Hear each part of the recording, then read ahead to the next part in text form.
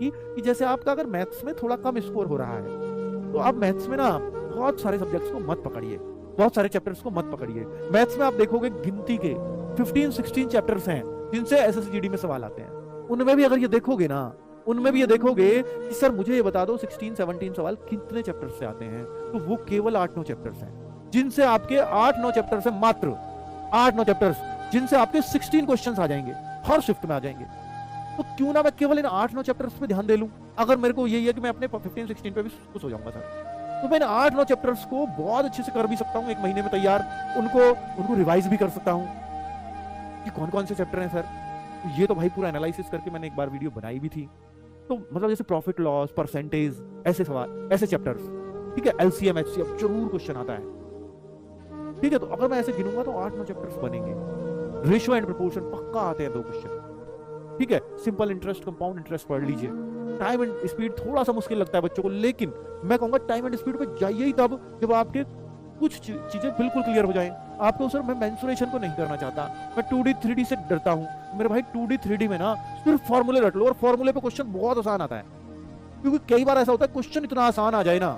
Normalisation में बच्चों पता है किसको फायदा होता है, आप कहते हो ना किसी के 5 बढ़ जाते हैं, मेरे उसी शिफ्ट में 3 बढ़े थे। ऐसा क्यों? क्योंकि कोई क्वेश्चन ऐसा होता है जिसको कम बच्चों ने अटेम्प्ट किया हो, अगर आपने उसको अटेम्प्ट कर दिया तो आपको नॉर्मलाइजेशन में फायदा होगा हमेशा। तो क्वेश्चन 1 पॉइंट कुछ मार्क्स का बन जाए, मतलब जैसे 2 का मार्क्स का क्वेश्चन है वो 2 पॉइंट कुछ का हो जाता है विद नॉर्मलाइजेशन। ये चीज है, समझ में आई आपको बात, कि एक बच्चे के उस शिफ्ट में 5 बढ़ रहे हैं, उसी शिफ्ट में एक बच्चे के 7 बढ़ रहे हैं। तो इसका मतलब यही है कि उसने उन क्वेश्चनों को किया होगा जिसको ज्यादातर बच्चों ने नहीं किया। तो ऐसा मेंसुरेशन में होता है। इसलिए मेंसुरेशन के बिल्कुल ही सिंपल प्रश्न आते हैं। मैं ये नहीं कहता कि अगर वो थोड़ा सा भी घुमाए तो छोड़ दो, पर इतनी सी मेहनत कर लो कि फॉर्मूला बेस्ड क्वेश्चन आए तो उसको आप कर दो, ठीक है। पर मैं 8-9 चैप्टर्स की बात कर रहा हूं, अगर आप इनको रट दो ना बच्चों, तो आपका मैथ्स बहुत अच्छा हो जाएगा।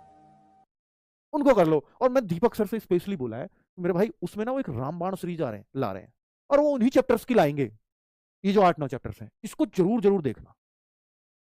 वो रामबाण जो लाएंगे ना वो 2-3 घंटे की होगी और एक चैप्टर खत्म करेंगे उसमें, और उस वीडियो को 2-3 बार देख लेना, और उसमें बेस्ड और क्वेश्चंस करना, जिससे कॉन्फिडेंस आएगा।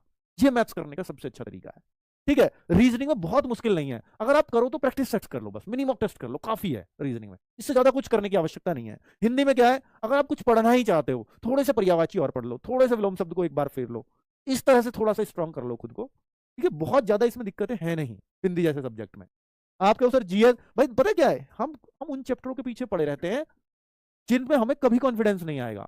जैसे हिंदी में बच्चे पूछेंगे सर संज्ञा सर्वनाम विशेषण ये सब पढ़े, भाई क्या आपका बाकी सब चीजें क्लियर है तो पढ़ लो, और अगर आपको बाकी में कॉन्फिडेंस नहीं आ रहा तो पहले बाकी को पढ़ो। सेम मैं मैथ्स में कह रहा हूं, सर हम तो 15-16 ही चैप्टर पढ़ेंगे, पढ़ लो, लेकिन अगर आपके 8-9 चैप्टर वाले 16 क्वेश्चन सही नहीं हो रहे ना, तो ये 8-9 चैप्टर पर पहले मेहनत करो ना मेरे भाई। ये करना है, ये स्मार्ट स्टडी है कि पहले इतना कर लें, फिर उसके बाद देखेंगे हम में हिम्मत बचेगी तो। ये करना है आपको।